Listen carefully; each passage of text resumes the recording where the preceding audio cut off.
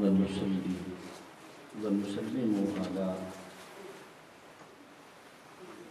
رسول النبي الأمين المقيل الحنين الكريم الرحيم أما بعد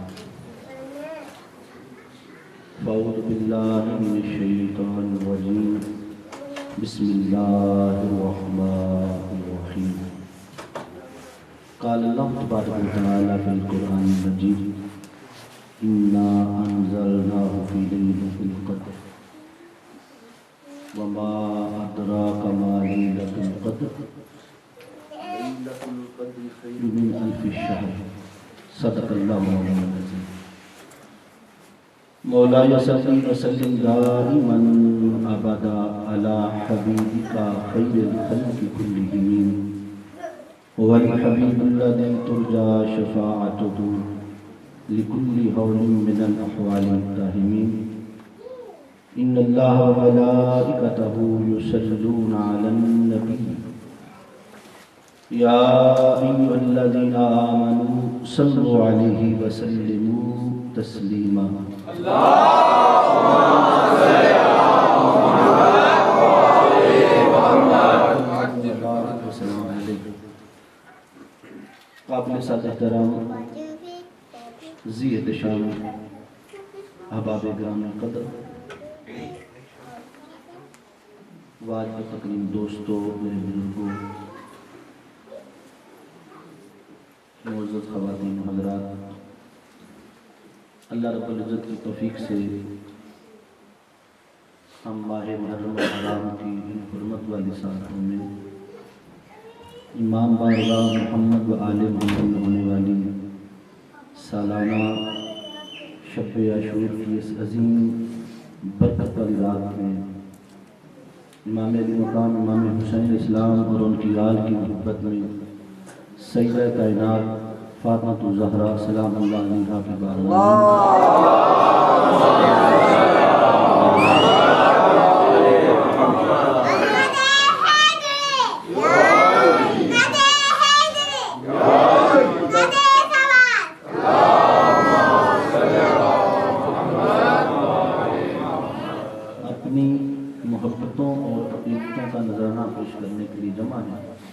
پاکستان سے علامہ محمد علی صاحب بھی حسب معمول تشریف لائے ہوئے ہیں اور یکم محرم الحرام سے آپ یہاں ہونے والی نورانی ایمانی مجالس میں شرکت فرما رہے ہیں. الحمدللہ اہل سنت کے ہاں بھی جیسے آپ کے ہاں امام علی مقام امام حسین اسلام کی محبت میں امام علی مقام اور ان کی محبت میں مجالس سجائی جاتی ہیں، اہل سنت کے ہاں بھی اسی کی طرح 9ویں 10ویں اور اس کے بعد پورا مہینہ جب بھی موقع ملتا ہے ہم ان پاک ہستیوں کا ذکر اسی طرح ہی کرتے ہیں جس طرح اللہ نے کرنے کی. اور رات رکھتے ہیں کہ ماہ محرم الحرام میں اگر آل محمد مصطفیٰ صلی اللہ علیہ وسلم کا ذکر نہ کیا جائے پھر دنیا میں کسی کا ذکر ہونا ہی نہیں. مومنین سے التماس ہے ذرا قریب آ جائیں، بڑے قریب آ جائیں. دیکھیں یہاں جب خیرات پڑتی ہے تو جتنا قریب ہوتا ہے اس کے دامن میں پہلے ڈالے جاتے ہیں، تو یہاں سے وہ خیرات ملے گی سیدہ کائنات سلام اللہ علیہا کی بارگاہ سے. وہ تقویٰ کی، طہارت کی، ادب کی، محبت کی انشاءاللہ جوڑیاں بن جائیں گے. جو بیمار نہیں ہیں ایک چھوڑ کے آگے آ جائیں، جو بیمار ہیں شریف طور پہ اجازت ہے. باز بلند الصلوات اللہم صلی علی محمد و آل محمد. نعرہ حیدر. انشاءاللہ تعالی کل رات ہمارا مرکز ہے منہاج القرآن کا جامع مسجد المصطفیٰ میں کل کی رات ہونے والا جو میرا خطاب ہوگا، میں آپ تمام دوستوں کو دعوت دے کے جا رہا ہوں کہ کل کی رات آپ ہمارے ساتھ گزاریں اور وہ خطاب انشاءاللہ تعالی آپ سب کے لیے بالکل نیا ہوگا اور تاریخی خطاب ہوگا انشاءاللہ تعالی. کیونکہ وہاں اپنا ایک اپنا آپ کا ایک اپنا ماحول ہوتا ہے، آپ کا ایک اپنا کیف ہے. سنیوں کا اپنا کیف ہے، تو ہر کسی کو اس کے کیف کے مطابق گفتگو کرنی پڑتی ہے۔ مجھے علامہ محمد علی صاحب نے آج فرمایا کہ ثانی صاحب آج کی رات ہمارے یہاں مسائل کو زیادہ پسند کیا جاتا ہے، تو میں نے کہا یہ مجھے سن نہیں پائیں گے، کیونکہ آپ تو اہل تشیع ہیں، آپ تو یہ کرتے ہی ہیں، مسائل پڑھتے ہی ہیں، اور اہل سنت کے ہاں بہت کم مسائل پڑھے جاتے ہیں، ہمارے ہاں فضائل کا ذکر ہوتا ہے۔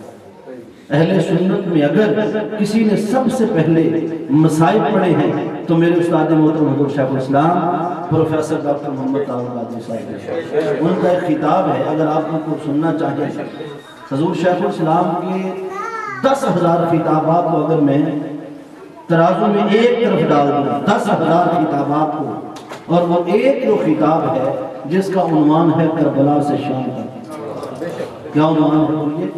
کربلا سے شام تک، وہ 10,000 خطابات ایک طرف رکھ دیے جائیں اور وہ ایک خطاب اتنا قیمتی ہے کہ آپ سب اس کو ضرور سنیں۔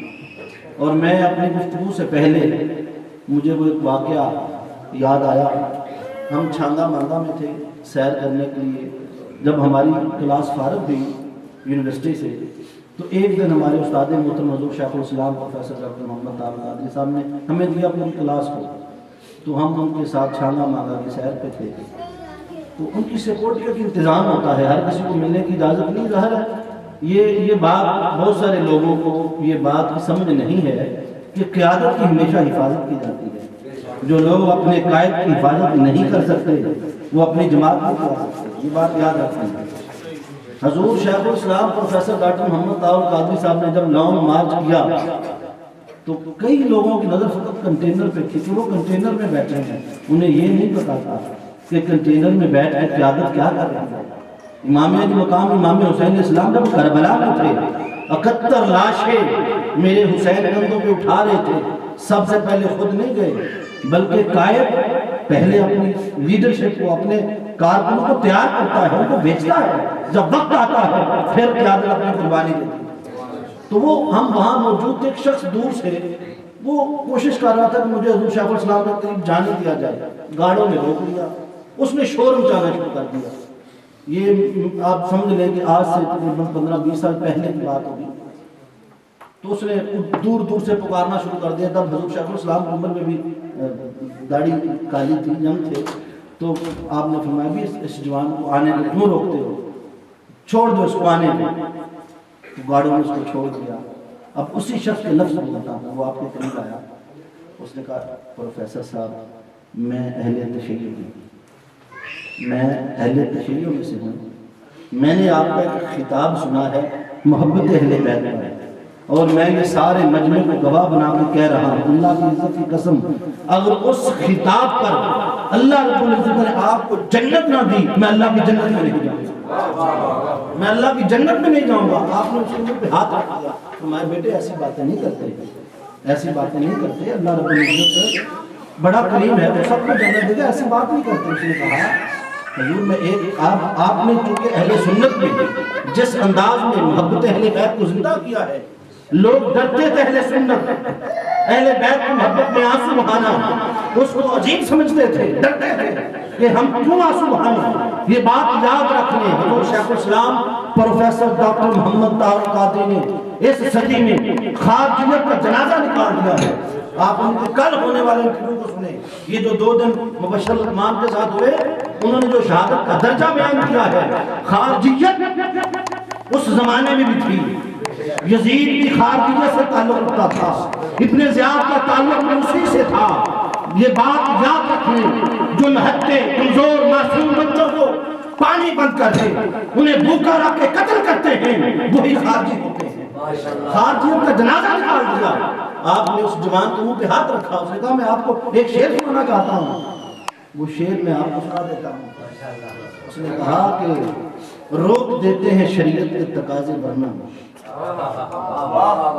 قادری صاحب روک دیتے ہیں شریعت کے تقاضے ورنہ میں تیرا نام ہر چیز سے افضل کر دوں،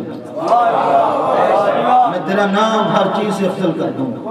اور اللہ کی قسم یہ شعر آج میں یہاں امام علی مقام کی بارگاہ میں پیش کرتا ہوں کہ روک دیتے ہیں شریعت کے تقاضے ورنہ امام علی مقام امام حسین اسلام کا مقام اور مرتبہ اس کے تعین کی تو بات نہ کریں، نہ تو کر سکا ہے نہ وہ کر سکتا ہے۔ انسان کو بیدار تو ہو لینے دو، انسان کو بیدار تو ہو لینے دو۔ ہر قوم پکارے کہ ہمارے حسین، ہر قوم پکارے کہ ہمارے حسین۔ اللہ کی عزت کی قسم، اگر امام علی مقام امام حسین علیہ السلام میدان کربلا نہ سجاتے آج اسلام کا نام لیوا کوئی نہیں ہوتا۔ قتل حسین اصل میں مرگ یزید ہے، اسلام زندہ ہوتا ہے۔ اسلام کو اگر زندہ کرنا ہے تو دوستان محترم ہر دور میں میدان کربلا بقا کرنا ہوگا، اور ان قریب پھر پاکستان کی دھرتی پر امام المقام امام حسین اسلام کے غلام میدان کربلا بپا کرنے جا رہے ہیں، حسینیت کا جھنڈا لے کر انقلاب حسین طرف جا رہے ہیں۔ وہ وقت دور نہیں ہے، انشاءاللہ حضور شیخ الاسلام کی قیادت میں پسی ہوئی قوم نکلے گی، مصطفی انقلاب کا جھنڈا بلند ہوگا اور آقا حسین کا نام لینے والے انشاءاللہ پاکستان کی دھرتی پر حسین کے جھنڈے کو فخر سے بلند کریں گے۔ نعرہ حیدری! دوستان محترم، پیغام میں نے پہلے فکر اس لیے پہلے دی تھی کہ شاید بعد میں فکر کی وہ موقع نہ رہے، کیونکہ مجھے جیسے علامہ محمد علی صاحب نے فرما دیا ہے اس کے بعد شاید ہمارے اپنے بھی بس میں بات نہ رہے، وہ رہتی بھی نہیں ہے، وہ بات وہاں جا کے رہتی بھی نہیں۔ مجھے محترم نعیم خان صاحب تشریف لائے ہیں، اللہ کو سلامت رکھے، یو پی سے بڑی دور، قاری علی حسن صاحب آئے ہیں اپنا مرکز چھوڑ کر، بہت سے مہمان یہاں تشریف لائے ہیں دور دور سے، اور یہ محبت ہے الحمدللہ، یہی تو آقا حسین نے ہمیں دی ہے۔ آج کی رات تو یہ اہل تشیع و اہل سنت اپنے خونوں سے باہر نکل جاؤ، آج کی رات فقط حسین کی رات ہے۔ آج کی رات ابھی جو آیا کریمہ میں نے آپ کے سامنے تلاوت کی ہے، حضرت امام حسن مجتبیٰ رضی اللہ تعالیٰ عنہ علیہ السلام انہوں نے بیان فرمایا کہ تاجدار کائنات صلی اللہ علیہ وسلم نے فرماتے میرے نانا پاک نے خواب دیکھی، صبح جب بیدار ہوئے پریشان حال تھے، چہرہ غمگین تھا، پوچھا نانا پاک کیا ہوا، آج اب غمگین کیوں ہیں؟ فرماتے آج میں نے بڑی عجیب خواب دیکھی ہے۔ عرض کی ہمیں بتانا پسند فرمائیں گے کیا خواب میں دیکھا؟ تو حضور علیہ السلام نے فرمایا میں نے بنو امیہ کے حکمرانوں کو اپنا منبر پامال کرتے دیکھا، بدبخت نام کی جہنمیوں کو اپنا منبر پامال کرتے دیکھا ہے۔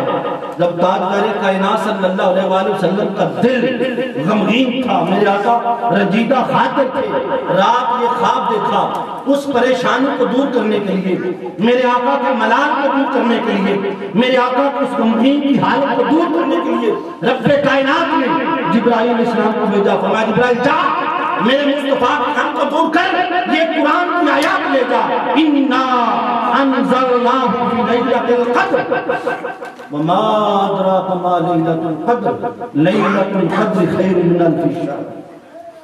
یہ قرآن مجید کی سورۃ القدر نازل ہوئی، حبیب تاجدار کائنات صلی اللہ علیہ وسلم کے دل کا بوجھ ہلکا ہو جائے۔ اب اس آیت کریمہ کا شان نزول دیکھیں، تاجدار کائنات صلی اللہ علیہ وسلم بنو امیہ کو اپنا منبر پامال کرتے دیکھتے ہیں۔ امام حسن مجتبیٰ نے یہ روایت بیان کرتی، راوی کہتا ہے مجھے اس ایک رات کی تلاش رہی، وہ رات کب آئے گی انتظار میں رہے۔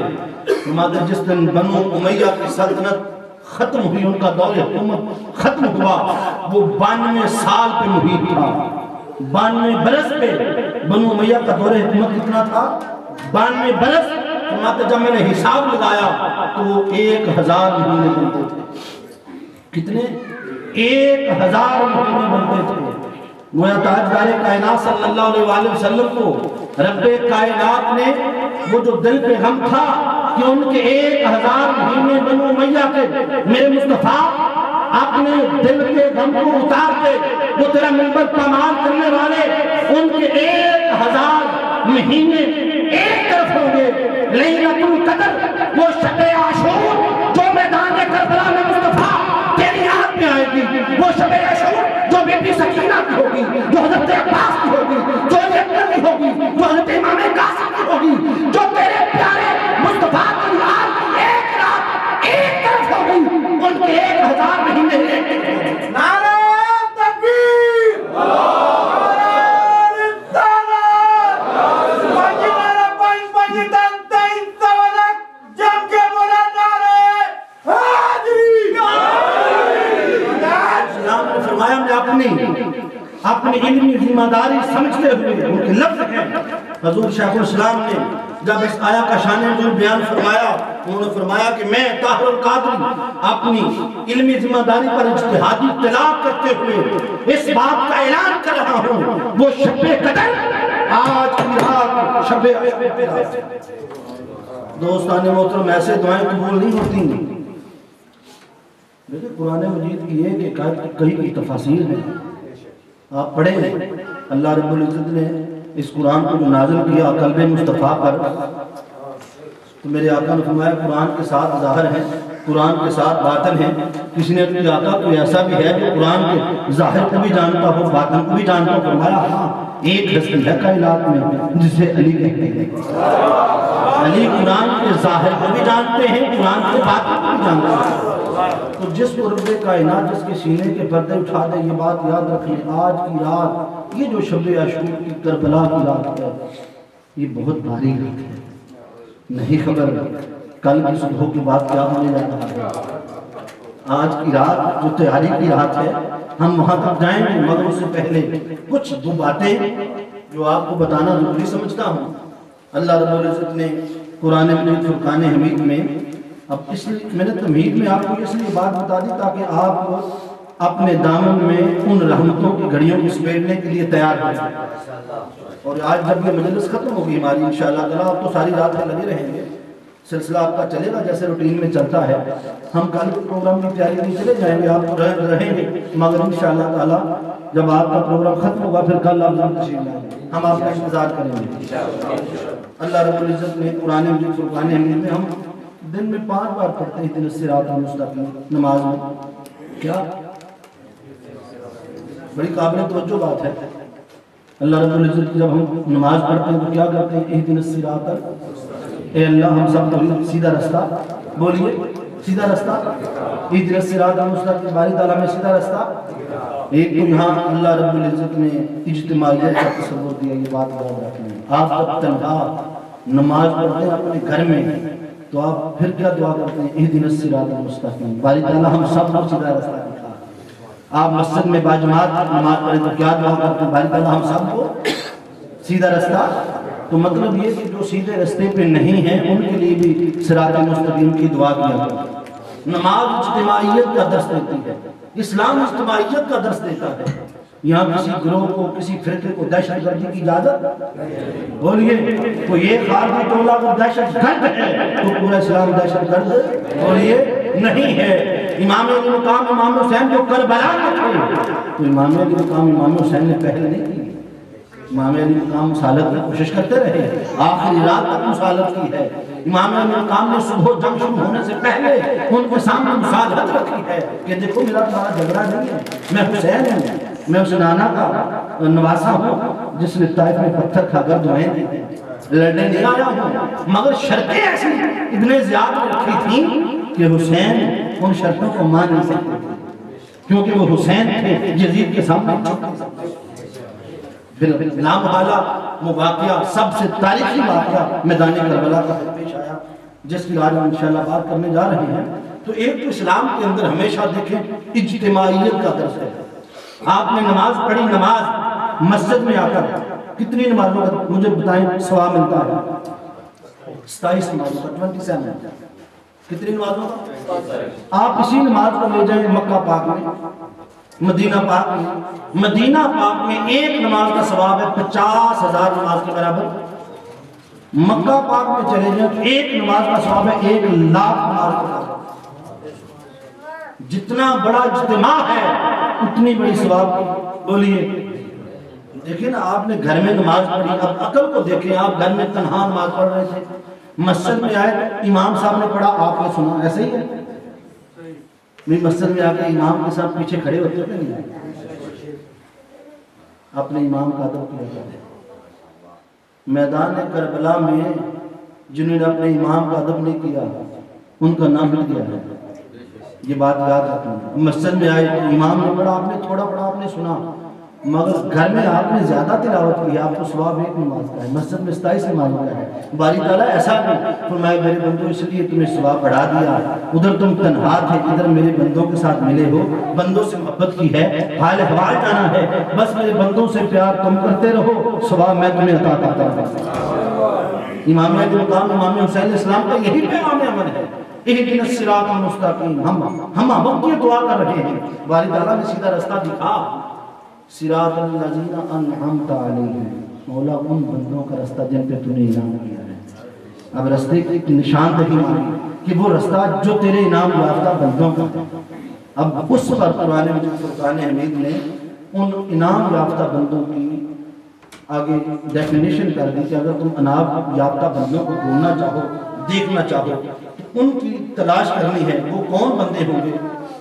اللہ رب العزت نے سورہ النساء کی آیت نمبر 69 کے اندر ارشاد فرمایا وَمَن یُطِعِ اللَّهَ وَالرَّسُولَ، جو اللہ اور اس کے رسول کی اطاعت کرتے ہیں، بندگی کرتے ہیں، بات کو مانتے ہیں، پیروی کرتے ہیں، فَأُولَٰئِكَ مَعَ الَّذِينَ أَنْعَمَ اللَّهُ عَلَيْهِمْ، یہی وہ لوگ ہیں جن پر اللہ نے انعام کیا. یہی وہ لوگ ہیں کون؟ من النبیین، وہ انبیاء ہیں. سب سے پہلے انعام یافتہ لوگ کون ہیں؟ انبیاء ہیں.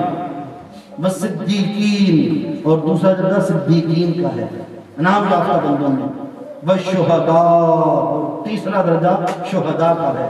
والصالحین، اور چوتھا درجہ صالحین کا ہے، عبادت گزاروں کا ہے. وحسن اولئک رفیقا، اور یہ کتنے اچھے رفیق ہیں، ان کی کتنی اچھی سنگت ہے، یہ کتنے اچھے دوست ہیں.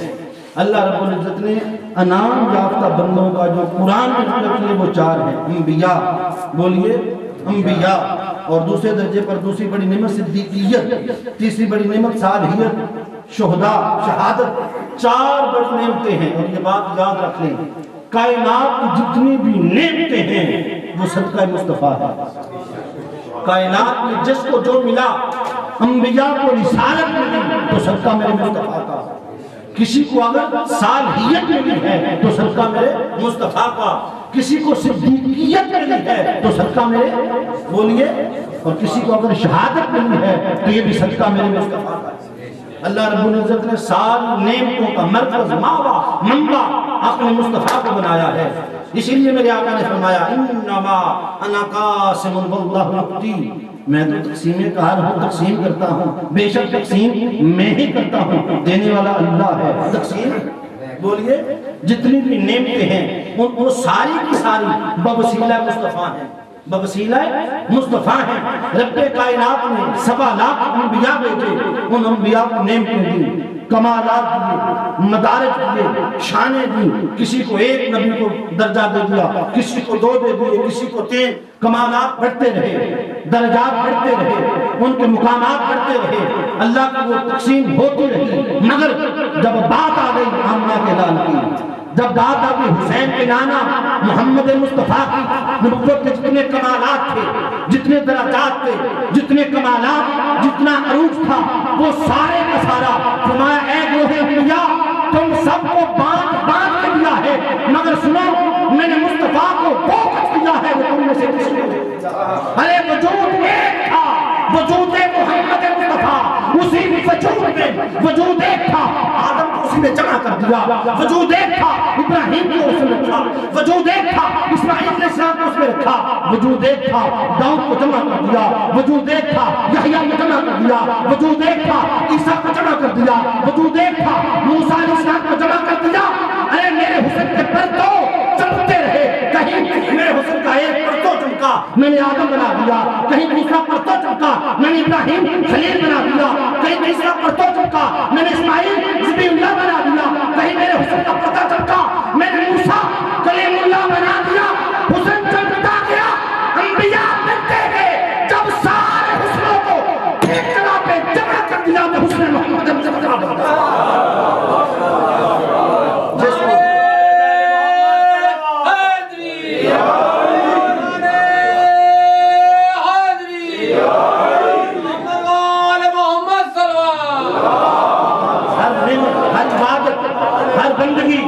बतरीक मुस्तफ़ा है, याद रखने। अगर आका ताजदार कायनात सल्लल्लाहु अलैहि वसल्लम का तर्ज हो जाए, कोई सुन्नत हो जाए, तो फिर खाना भी बनता है। वे देखें, खाना खाते हैं अपने पेट की हाजत के लिए, भूख लगती है, खाना खाते हैं, अगर उसी खाने को मेरे आका की सुन्नत के मुताबिक खा लिया जाए, भाई उसी तरह बैठ के खा लिया जाए, पेट में भूख रख के खा लिया जाए। ये स्पीकर क्यों बंद होता है वाला, इसको जरा समझाएं, आज बंद ना हो। हाँ जी, पर्दा आ जाता, पर्दे आज साइड पे कर दे थोड़े से। सलावत पर मोहम्मद व आले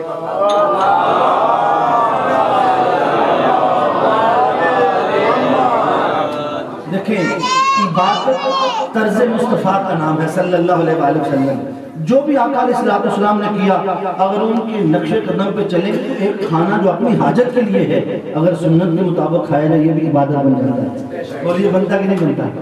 भाई आप खाना खाते हैं अपनी हाजत के लिए, मगर अगर तर्ज मुस्तफ़ा पे खाया जाए तो ये बन जाएगा इबादत। आपने सोना है, सोना तो अपनी हाजत के लिए, थक गए, रात मुझे माँ की तरह गोद में ले ले, ये परदेसियों के नाम शेयर करता हूँ। रात मुझे माँ की तरह गोद में ले ले, दिन भर की मुशक्कत से बदन टूट रहा है, दिन भर की मुशक्कत से बदन टूट रहा है। प्रदेश वालों का ऐसा यही हाल होता है, टूट जाते हैं मेहनत कर करके। अल्लाह आपके लिए आसानियाँ पैदा फरमाए। सोना अपनी हाजत के लिए है, मगर अगर रात को बावजू होकर हुजूर ताजदार कायनात सल्लल्लाहु अलैहि वसल्लम की सुन्नत के मुताबिक सो लिया जाए, तो ये भी इबादत बन जाता है। रिज़्क़ कमाना अपने बच्चों के लिए है, अपनी हाजत है, मेहनत मजदूरी करनी है। और अगर हुजूर अलैहिस्सलाम की सुन्नत के मुताबिक रिज़्क़ हलाल के लिए सच बोला जाए, झूठ से बचा जाए, किसी का गबन न किया जाए, तो आका अलैहिस्सलाम की सुन्नत के मुताबिक फिर रिज़्क़ कमाना भी इबादत बन जाता है। तो पता ये चला, इबादत वो है जो तर्ज़ मुस्तफ़ा, वो जो तरीक़े मुस्तफ़ा हो। अरे जिसको जो कुछ मिला वो दरे मोहम्मद मुस्तफ़ा से मिला, ये बात याद रखने। अगर कोई फारूक आज़म बना है तो ये भी सदका मेरा मुस्तफ़ा का है, कोई सिद्दीक़ अकबर बना है तो सदका मेरा मुस्तफ़ा का है, कोई उस्मान ज़ुन्नुरैन बना है तो सदका मेरा मुस्तफ़ा का है, कोई हैदर करार बना है तो सदका मेरे मुस्तफ़ा का है, जो हुसैन करीमैन बना है तो ये भी सदका मेरा मुस्तफ़ा का है। जिसको जो कुछ मिला दरे मुस्तफ़ा से मिला। अंबिया को नबुव्वत मिली तो दरे मुस्तफ़ा से, सिद्दीकों को सिद्दीकियत मिली तो दरे मुस्तफ़ा से, सालहों को सालहियत मिली तो दरे मुस्तफ़ा से, और शहीदों को शहादत मिली तो दरे मुस्तफ़ा से। अब हुजूर ताजदार कायनात सल्लल्लाहु अलैहि वसल्लम जब हशर का मैदान लगेगा, हर कोई अपनी अपनी नेकियां लेके आएगा। ये बात याद रखने, कोई इबादत लेके आएगा, कोई तकवा लेके आएगा, कोई तहारत लेके आएगा, मगर हुजूर ताजदार कायनात सल्लल्लाहु अलैहि वसल्लम की नेकियां सबसे ज्यादा होंगी। कोई जितनी भी इबादत करके आएगा वो आका अलैहिस्सलाम की इबादत से कम होगी। कोई जितना भी तकवा लेके आएगा वो मेरे आका के तकवा से कम होगा। कोई जितनी भी तहारत लेके आएगा, कल इंशाअल्लाह तहारत पे बात करेंगे कि तहारत क्या है, कल इस पे बात करेंगे। कोई तहारत लेके आएगा मेरे मुस्तफ़ा से, बोलिए, कम होगी। अब आका ताजदार कायनात सल्लल्लाहु अलैहि वसल्लम को अगर देखें तो नबुव्वत में मेरे आका सबसे होगा, 1.25 लाख अंबिया में मेरे आका का मुकाम सबसे, बोलिए, ज्यादा। सदाकत में देखें तो मेरे मुस्तफ़ा सबसे आला, सालहियत में देखें तो मेरे मुस्तफ़ा सबसे आला। ये सारी जितनी नेमतें हैं, बड़ी नेमतें, नबुव्वत की नेमत, सदाकत की नेमत, शहादत की नेमत, सालहियत की नेमत, ये सारी नेमतें बहुत बड़ी हैं। हुजूर ताजदार कायनात सल्लल्लाहु अलैहि वसल्लम इन सब में सबसे आला। अब जब हशर का दिन सजे, अंबिया अपनी नबुव्वत को लेके आए, सिद्दीक अपनी सदाकत को लेके आए, साले अपनी सालहियत को लेके आए, और शुहदा जब अपनी शहादत को लेके आए। अब ऐसा हो नहीं सकता बाकी सारी नेमत दरे मुस्तफ़ा से मिले, अब शहादत मुस्तफ़ा के दामन में ना हो। ये कैसे मुमकिन है कि एक बड़ी नेमत जो है 4 नेमतों में से वो सारी नेमतें मेरे मुस्तफ़ा के दर से बचे, तो अल्लाह कैसे गवारा कर सकता है? अल्लाह की गैरत कैसे गवारा करेगी कि शहादत को लेके आए और मेरे मुस्तफ़ा के दामन में शहादत का, हुजूर अलैहिस्सलाम को शहादत का वो दर्जा तो है, क्योंकि रब्बे कायनात ने कुरान मजीद में इरशाद फरमा दिया, अल्लाहु यक़सिमुका मिनन नास, सूरह अल-माइदा, ऐ मेरे मुस्तफ़ा हमने तेरी हिफाजत का जिम्मा अपने पास रखा, तुझे लोगों से बचाएं اب حضور تاجدار کائنات صلی اللہ علیہ وسلم کی حفاظت اللہ نے اپنے ذمہ رکھ لی، تو شہادت ملتی کیسے ہے؟ یا تو تلوار چلے یا خنجر چلے یا کسی کو کوئی کسی طریقے سے شہید کیا جائے، تو رب کائنات نے حبیب علیہ السلام کو لوگوں سے حفاظت اپنے ذمہ لے لی کہ مصطفیٰ تجھے دنیا میں کوئی نقصان پہنچا نہیں سکتا، تجھے کوئی اس طرح مار نہیں سکتا، شہید نہیں کر سکتا، قتل نہیں کر سکتا، کیوں کہ تیری حفاظت میں نے اپنے ذمہ رکھ لی۔ اب جب بھی حضور علیہ السلام پہ حملہ کرتا وہ آقا تاجدار کائنات صلی اللہ علیہ وآلہ وسلم پر جو اللہ نے یہ وعدہ قرآن میں کیا کہ مصطفیٰ تیری حفاظت میرے ذمہ ہے، اللہ حبیب کو بچا لے گا۔ بھئی دیکھیں نا، آپ چلیں نا، وہ جو مکہ کی رات تھی جب سب سے بہت بڑا حملہ دہشت گردوں نے کیا کہ ہر قبیلے کا ایک جوان تیار کیا کہ آج رات نعوذ باللہ محمد مصطفیٰ صلی اللہ علیہ وسلم پہ حملہ کریں گے اور انہیں وہی ختم کر دیں گے بستر پر۔ حضور علیہ السلام نے اس رات علی شیر خدا کو اپنے بستر پہ جب سلا رہا، معلوم آقا علیہ السلام نے باقی صحابہ بھی موجود تھے مگر علی شیر خدا کو بلایا، تو میں علی آج کی رات میرے بستر پہ تم سو جاؤ، میں جاتا ہوں مدینہ، اللہ کا آ گیا حکم، اور تو میرے بستر پہ لیٹ جا، یہ امانتیں پڑی ہیں ان کے سپرد کر کے تو بھی میرے پیچھے آ گیا۔ یہ ہے کردار مصطفیٰ صلی اللہ علیہ وسلم، وہ جان کے دشمن ہے، جان لینا چاہتے ہیں اور انہیں ایک ہی فکر ہے ان کی امانتیں ان کے سپرد کر دیں، ان کی امانتیں، یہ ہے ایمانداری جو ہمارا مسلمانوں کا وتیرہ ہونا چاہیے بھی نہیں۔ حضور تاجدار کائنات صلی اللہ علیہ وسلم جب نکل گئے، امام فخر الدین رازی رحمۃ اللہ علیہ نے تفسیر کبیر کے اندر لکھا کہ رب کائنات نے جبرائیل علیہ السلام اور حضرت میکائیل علیہ السلام کو بلایا، فرمایا جبرائیل اور میکائیل کی باری تعالیٰ، فرمایا جلدی کرو زمین پہ اتر جاؤ، میرے مصطفیٰ کے بستر پہ علی سو رہے ہیں۔ آج تم ساری رات علی کے باری بات فرشتے آ گئے، ساری رات علی شیر خدا کی حفاظت کی۔ باری تعالیٰ اگر علی کی حفاظت کروا سکتا ہے تو مصطفیٰ بھی کروا دیتا۔ بھئی آج کی رات فرما دیتا حبیب سو جا، کوئی بات نہیں، تیری حفاظت میرے ذمہ ہے، مگر علی شیر خدا کو سلا کر اور جبرائیل علیہ السلام ساری رات یہ بات کہتے رہے، علی تجھے مبارک ہو، علی تجھے مبارک ہو، آج تیری حفاظت پر اللہ کے فرشتے معمول کر دیا۔ علی شیر خدا سوئے رہے، صبح نماز فجر پر پھر سو گئے۔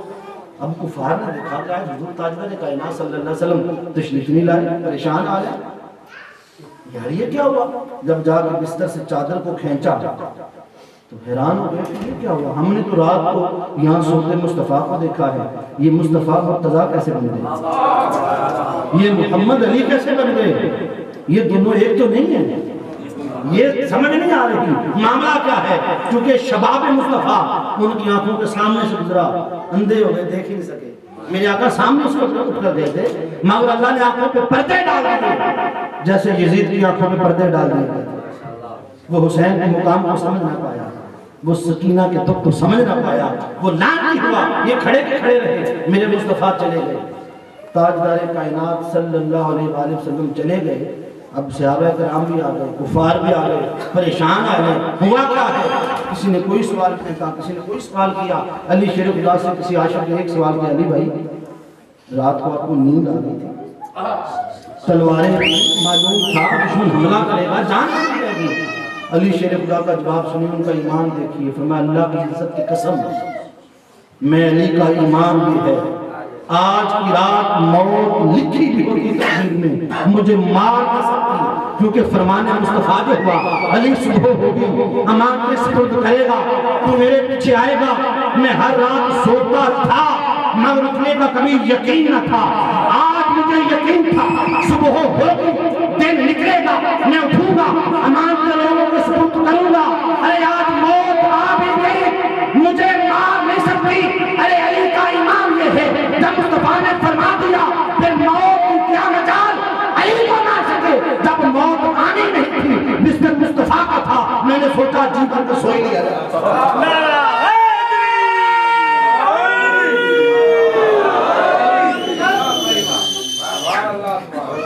اللہ رب العزت نے حبیب اور میں جہاں سے اور اپنا محبت کا نقطہ نکالتا ہوں، اس زمانے میں آقا علیہ السلام کے سارے صحابہ بڑے طاقتور تھے، موجود تھے اور قریب تھے، مگر کسی کو نہیں بلایا۔ فرمایا علی تم آ جاؤ، کیوں؟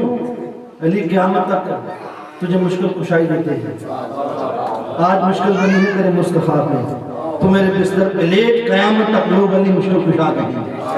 مشکل کشائی میں اس کی رات عطا فرمائے. علی شیر خدا کو مشکل کشا بنا دیا کہ مصطفیٰ پہ مشکل آئے تو علی آجا. تاجدار کائنات صلی اللہ علیہ وسلم کی حفاظت خود اللہ نے اپنے ذمہ رکھی ہے. اب شہادت کا جو درجہ تھا بہت بڑی 4 نعمتوں میں سے ایک نعمت ہے. باقی سب لوگ تو اپنی اپنی نعمتیں لے کے آئیں, جب شہداء آتے لے کر تو یہ ہو نہیں سکتا کہ وہ شہادت میرے مصطفیٰ کے دامن میں نہ ہو. اب شہادت تو سب کو ملی ہے میرے آقا کے صدقے.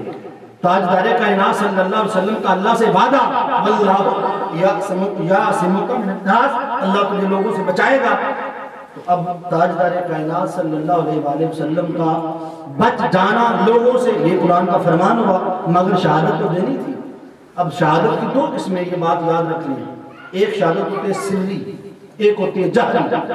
شہادت کی کتنی قسمیں ہیں؟ 2 قسم کی شہادت ہے, ایک سری اور ایک جہادت. سری یہ ہے کہ کوئی کسی کو زہر دے دے چپ کر کے, اس کو فوڈ پوائزن دے دے, وہ بندہ مر جائے پتہ ہی نہ چلے. سر کہتے ہیں خفیہ چیز کو, چھپی ہوئی چیز. اور ایک شہادت جہری, جیسے کسی کو تلوار سے, بندوق سے, نیزے سے مار دینا. یہ 2 شہادت کی قسمیں ہیں. حضور تاجدار کائنات صلی اللہ علیہ وآلہ وسلم زندگی بھر اللہ سے یہ دعا کرتے رہے, مولا مجھے شہادت کی موت عطا فرما. آقا علیہ السلام عرض کرتے, مولا مجھے ایسی شہادت دے کہ مجھے شہادت کی موت آئے پھر زندہ کیا جاؤں, پھر مجھے شہادت کی موت آئے پھر زندہ کیا جاؤں, پھر مجھے شہادت کی موت آئے. میرے آقا 3 بار یہ دعا کرتے, مگر یہ قرآن کا وعدہ سامنے آ جاتا کہ حبیب تجھے کوئی نقصان پہنچا نہیں سکتا, میرا تیرے ساتھ وعدہ ہے. اب آقا تاجدار کائنات صلی اللہ علیہ وسلم کو یہ نعمت شہادت دینی تھی, نبی کی دعا کا بھی ارادہ. بولیے اب اس شہادت کو حضور تاجدار کائنات صلی اللہ علیہ وسلم کی زندگی میں میرے آقا کو دونوں شہادت دین ابتدا ہوئی. شہادت سری کی ابتدا ہوئی کب؟ جب غزوہ خیبر ہوا. حضور تاجدار کائنات صلی اللہ علیہ وسلم تشریف لے گئے. ایک یہودیہ تھی زینب بنت حارث, اس نے آقا علیہ السلام کے کھانے میں زہر ملا دیا, گوشت میں زہر ملا دیا. حضور تاجدار کائنات صلی اللہ علیہ وسلم نے بھی کھایا, توجہ رکھنی ہے. اور آقا علیہ السلام کے ساتھ ایک صحابی تھے بشیر بن برا, انہوں نے بھی کھایا. تاجدار کائنات صلی اللہ علیہ وسلم جب کھا چکے, حضرت بشیر بن برا بھی کھا چکے, تو گوشت کی بوٹیاں بول پڑی کہ آقا مجھے نہ کھائیں, میں زہر ملا.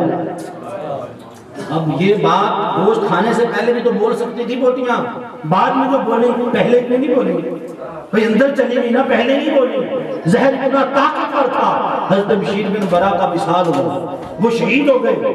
حضور تاجدار کائنات صلی اللہ علیہ وسلم کو وہ جو شہادت سری تھی وہ خیبر کے موقع پہ دے دی گئی.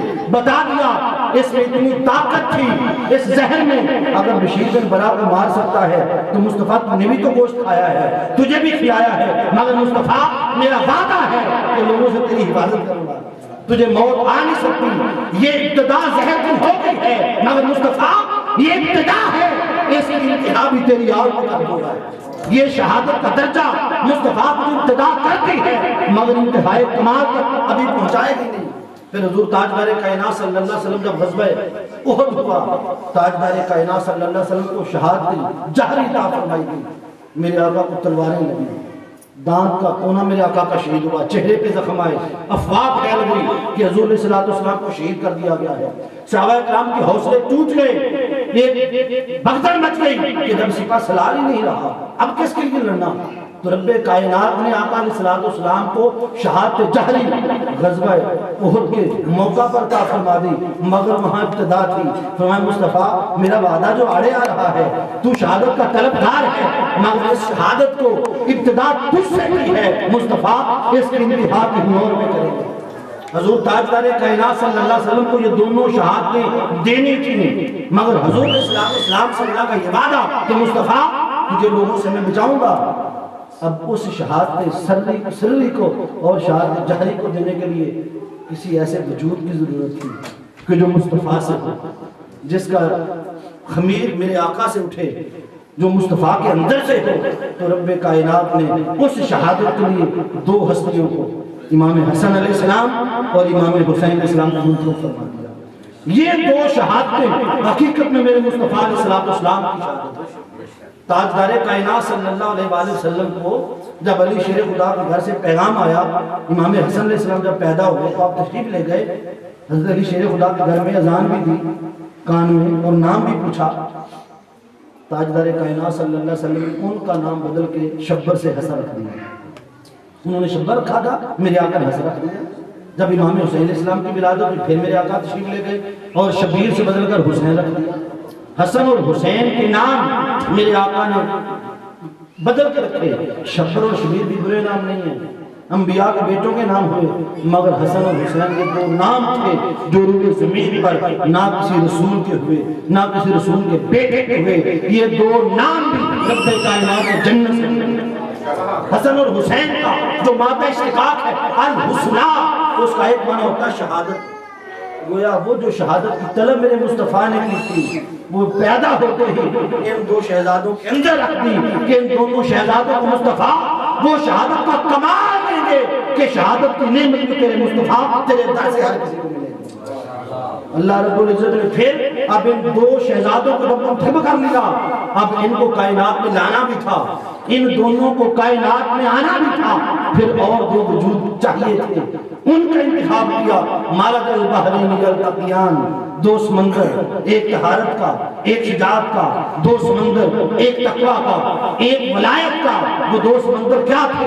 ایک علی شیر خدا، ایک فاطمہ الزہرا۔ ان دو سمندروں کو ملایا، مالک البحرین یلتقیان بینہما برزخ لا یبغیان۔ ان دونوں میں ایک پردہ رکھا، وہ پردہ ذات محمد مصطفیٰ کا رکھا۔ فَبِأَيِّ آلَاءِ رَبِّكُمَا تُكَذِّبَانِ۔ لوگوں میری کس کس نعمت کا انکار کرو گے؟ علی کی الوہیت کو جھٹلاؤ گے یا فاطمہ کی فاطمیت کو جھٹلاؤ گے؟ کس کس نعمت کا انکار کرو گے؟ یخرج منہم اللؤلؤ والمرجان۔ جب یہ دو سمندر ملے، ان دونوں کے ملنے سے دونوں کے نکلے، ایک لولو تھا جو حسن ہوا، ایک مرجان تھا جو حسین۔ یہ دو سمندر پھر بے کائنات میں زمین پہ نہیں، ان دونوں کا نکاح بھی آسمان پہ کیا۔ یہ بات یاد رکھنا، لوگوں کو پتہ ہی نہیں ہے، معلومات ہی نہیں ہے۔ تاجدار کائنات صلی اللہ علیہ وسلم تشریف فرما تھے، جبرائیل علیہ السلام اگر کہ آپ اللہ نے پیغام بھیجا ہے، سلام کہی ہے، اور اللہ فرما رہا ہے کہ میں نے علی اور فاطمہ کا نکاح آسمانی کائنات میں کر دیا ہے، ان دونوں کا نکاح زمین میں کیوں فرما دیا؟ میرے آقا نے صحابہ کرام کو جواب دیا، فرمایا کہ اللہ امرنی ان ازوجا علی و فاطمہ، مجھے اللہ نے حکم بھیجا ہے میں فاطمہ اور علی کا نکاح کروں، گواہ بن جاؤ تم سب کے سامنے ان کا نکاح کرنا۔ وہ جو دونوں کا نکاح کیا وہ بھی حکم ربی سے، کیوں کہ حضور تاجدار کائنات صلی اللہ علیہ وسلم کو وہ شہادت کا کمال اعلیٰ درجہ آقا علیہ السلام کو عطا فرمانا تھا، وجود مصطفیٰ صلی اللہ علیہ وسلم کو۔ اور پھر جب یہ دونوں وجود آ گئے، حضور تاجدار کائنات صلی اللہ علیہ وسلم نے پھر امام حسن اور امام حسین علیہ السلام کا وجود کیا تھا۔ آئیے حدیث پاک پڑھتا ہوں۔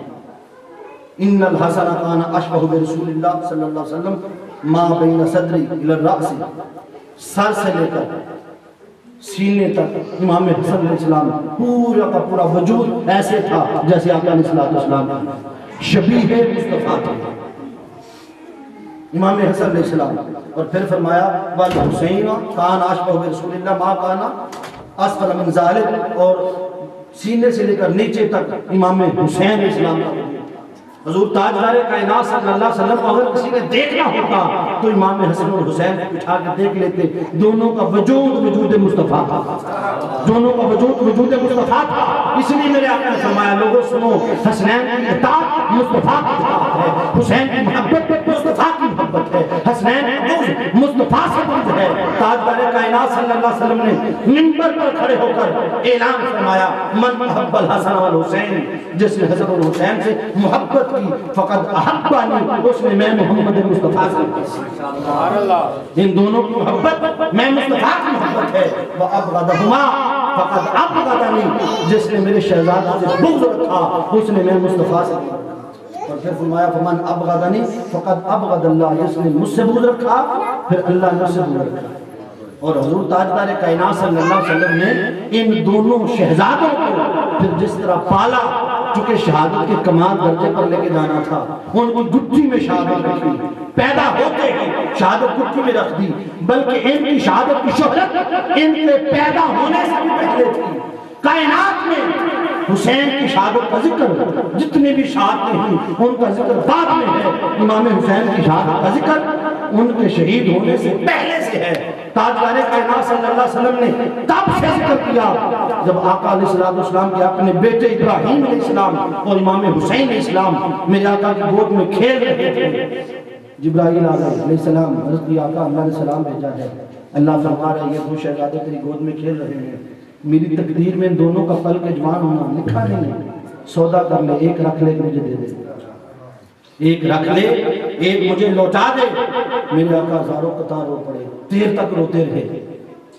گھر والوں نے پوچھا یا رسول اللہ کہاں ماجرا ہے؟ فرمایا جبرائیل آئے تھے، یہ پیغام لے کر آئے ہیں، رو اس لیے رہا ہوں اگر میں ابراہیم کو دیتا ہوں تو اس کا غم تو فقط مجھے ہوگا، اور اگر حسین کو دے دوں تو حسین کے جانے سے میری فاطمہ دکھی ہو جائے گی، اور میں حسین فاطمہ کی آنکھوں میں دکھ نہیں دیکھ سکتا، آنسو نہیں دیکھ سکتا۔ تو میں جبرائیل جا واپس پلٹ جا، میں اپنے بیٹے ابراہیم کو حسین پہ قربان کرتا ہوں۔ ٹھیک 3 دن بعد میرے آقا کے بیٹے کا وصال ہوا، میرے آقا نے اپنا بیٹا حسین پہ قربان کر کے حسین کو بچا لیا، اور فرمایا علی دیکھ آج میں نے تیرے بیٹے کو بچانے کے لیے اپنا بیٹا قربان کیا۔ فرمایا فاطمہ میرا یہ احسان یاد رکھنا، جب میرے دین پہ مشکل وقت آ جائے، میرے دین پہ مشکل وقت آئے تو اپنے بیٹے کی تیاری ایسی کرنا کہ میرے دین پہ سب کچھ قربان کر کے میرا دین بچا لے۔ اور شہزادے کونین نے تربیت ایسی کی، گٹی میں قرآن رکھ دیا، لوریوں میں قرآن رکھا، جھولے میں قرآن رکھا، دودھ پلاتے قرآن کی تلاوت کی، جھولا جھلاتے قرآن کی تلاوت کی۔ سیدہ کائنات فاطمہ الزہرا نے بچپن سے قرآن پڑھا کے قرآن سنا کے ان کے اندر اتنا قرآن بھر دیا تھا کہ میدان کربلا جب سجا، ارے جسم روح کا تعلق ٹوٹا، سب نیزے پہ تھا، پھر بھی قرآن کی تلاوت۔ حضور تاجدار کائنات صلی اللہ علیہ وآلہ وسلم کو چونکہ وہ شہادت کا کمال دینا تھا تو اللہ رب العزت نے امام حسن علیہ السلام کی شہادت سلی ہوئی، انہیں زہر تشریف کیا گیا، اور امام علی مقام امام حسین علیہ السلام کو میدان کربلا میں وہ عظیم شہادت ملی کہ قیامت تک کے لیے شہید امام حسین علیہ السلام کی شہادت پر فخر کر رہے ہیں۔ ہر کوئی فخر کرتا ہے کہ مجھے شہادت کا درجہ مل جائے۔ اس طرح یہ جو چاروں درجات ہیں بندگی کے، وہ سب کے سب میرے مصطفیٰ کے دامن میں جمع ہو گئے ہیں۔ دوستان محترم، حضور تاجدار کائنات صلی اللہ علیہ وآلہ وسلم نے بچپن سے امام حسین علیہ السلام ابھی کھیلتے تھے مدینہ کی گلیوں میں، میرے آقا فرمایا کرتے کہ حسین منی وانا منہ، میں حسین سے ہوں، حسین مجھ سے ہے۔ میرے مقام امام حسین علیہ السلام میرے آقا فرماتے حسین مجھ سے ہے، یہ بات تو سمجھ میں آتی تھی، حسین نواسے ہیں، میرے آقا کل ہیں۔ اس بات کی سمجھ لوگوں کو تب چلی جب کربلا برپا ہوا۔ کربلا سے پہلے حسین مصطفیٰ سے تھے، کربلا سے لے کر قیامت تک دین محمد مصطفیٰ آقا حسین کی قربانی سے باقی رہتا ہے۔ دوستان محترم، آئیے وقت کو ملحوظ خاطر رکھتے ہیں، تھوڑا اور آگے چلتے ہیں۔ امام علی مقام امام حسین علیہ السلام آج کی یہ جو شب ہے، جس شب میں ہم جمع ہیں، میدان کربلا میں امام کے بچوں کا پانی بند کر دیا۔ کوئی بدبخت سوچ بھی نہیں سکتا، دیکھیں جنگیں ہوتی ہیں، جدال ہوتے ہیں، مگر ان معصوموں کا کیا قصور ہے جو 3 دن کے پیاسے ہیں؟ وہ ظلم کی حد ہوتی ہے۔ اور آج کی رات جب آئی تو میدان کربلا میں وہ جو بھی دوستوں نے قصیدہ پڑھا، کاش یہ رات رک جاتی، یہ رات ٹھہر جاتی، قیامت تک ٹھہر جاتی، یہ رات ٹھہر جاتی، مگر چونکہ ٹھہری نہیں، اس نے گزرنا تھا۔